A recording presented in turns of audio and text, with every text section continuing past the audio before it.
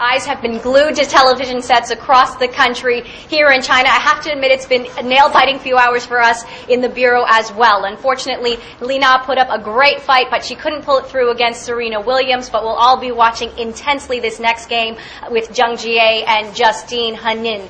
Either way, this is huge for China. It is unprecedented to have not just one, but two Chinese women in the Final Four of a Grand Slam tournament. The mood among fans has been euphoric, and of course, it is all over the papers. There they both are, Zheng Jie and Li Na, holding up a Chinese flag. Here you see Zheng Jie saying, "I think I can do it this time."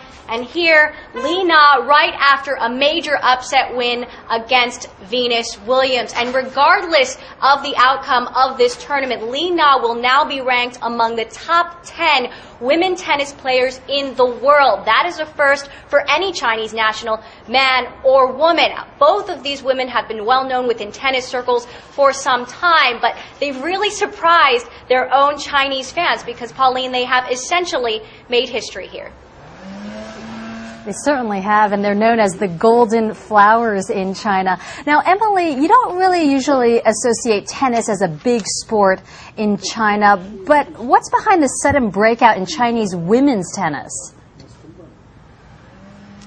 Well, Pauline, it's interesting. Most athletes in China are monitored by a strictly controlled state system. They are identified at a very young age, put through rigorous training, and they have to give as much as 67% of their earnings back to the government. But just after the Olympics, the Chinese Tennis Association, or CTA, released a few of the top female players. They called them the golden flowers, as you said. Among them were Li Na and Zheng Jie, and they have really since blossomed, if you will. They have had a lot more control over their coaching, their schedules, their training partners. They've been able to play a lot more international matches, and it's really served them well.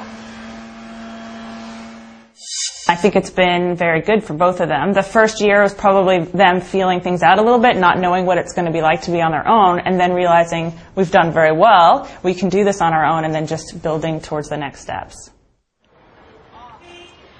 Now they only have to give about 12% of their earnings back to the government, so they've basically been able to manage their own career, pay for their own expenses, and they've really gained a lot more confidence from this. So I think we can expect to see a lot more great things from women's tennis in the next few years.